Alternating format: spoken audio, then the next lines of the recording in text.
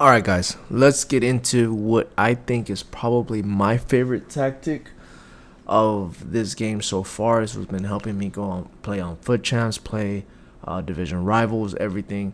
It is the 4-2-3-1 and it is the 4-4-2 variation. I just made a video on the 4-2-3-1 a few days ago, so I'll go over that one in another video. But this video, we're going to be going over this one right here. 4-4-2 second variation, the ones with the CDMs, but with one specific player that's a box crasher. And I love that little box crashing, what is it, like mindset, play style, whatever it's called. Just because they run into the box last minute for those cutbacks. If you have somebody with a power shot, low driven, whatever right there, it's just insane. So let's get into the tactics. For those of you that just want to see the code and then head out, all right, the code's up there. You can pause it. Just hit that like and hit that subscribe button, please. Thank you.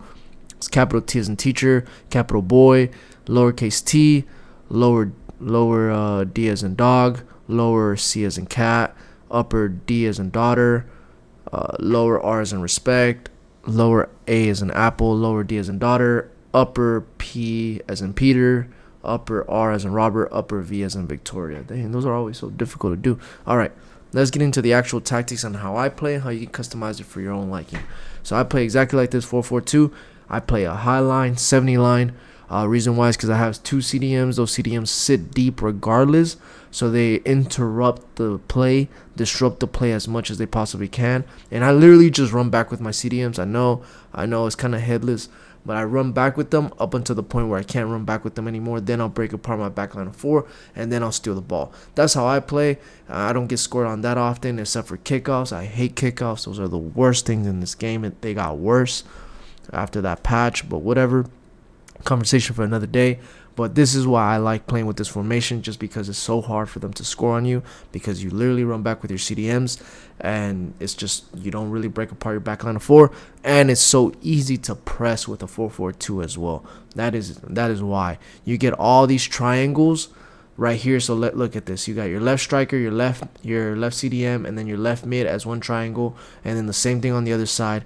Then you have a triangle with your CDM, center back, right back. So it's just so many triangles everywhere. A triangle with your right mid, CDM, and your right back. So it's just like, you can do triangles, you could do quick 1-2s, quick 1-2-3s to get out of a play. You could do quick 1-2s with your right mid, right back, and then you could do over the top through balls. It's so many ways to play this.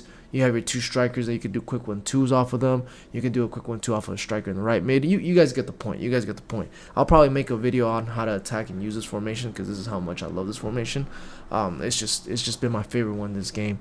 But let's get into how I play and how you can kind of customize it for your own liking. So goalie, I play ball playing keeper, build up, and I'm pretty sure I'm only playing that because of my plus instruction on Raya. But there is moments where if the opponent, and I don't know if this has happened to you guys, but it's happened to me, when you're attacking and then your opponent gets the ball and they just clear it because they've been spamming circle to tackle.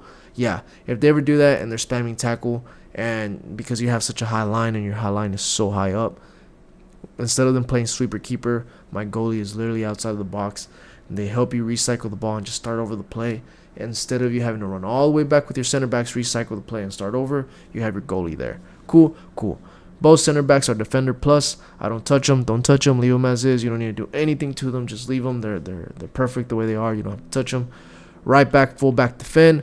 Left back, full back, defend. You can make one go forward if you want to. Switch it from full back, defend to balance. Now, if you do that, then I recommend putting that player that you're going to attack with, the fullback that you're going to attack with, on the exact same side that you have your CDM that's going to be holding defend, which is this.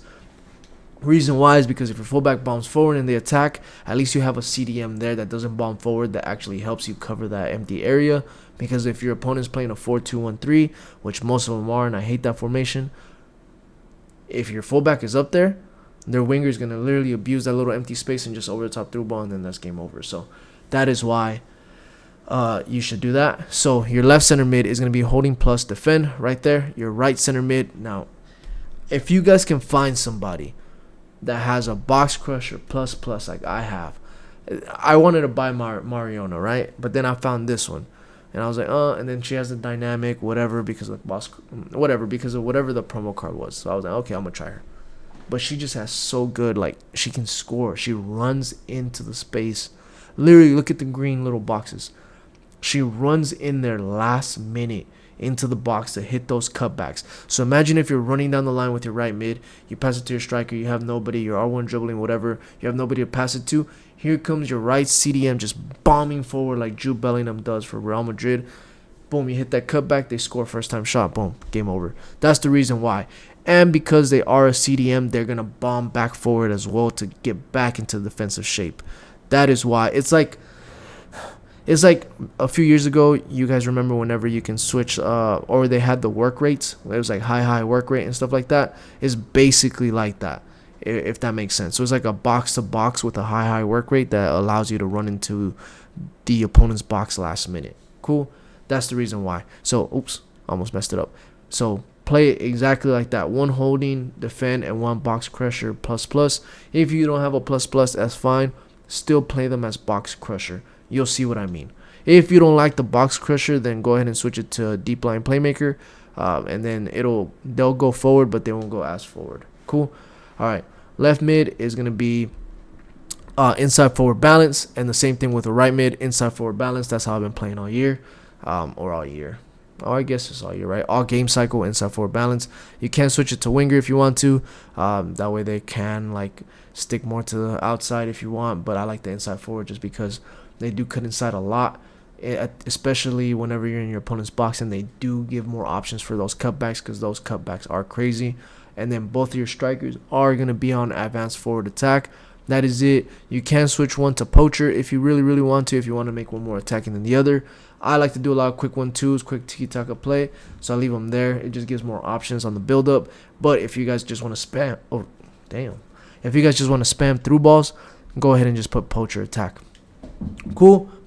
All right, those are the custom tactics and instructions that I've been using on the 4-4-2 second variation. Hope you guys enjoyed it. Hope you guys liked it. I will catch you guys on the next one. Peace.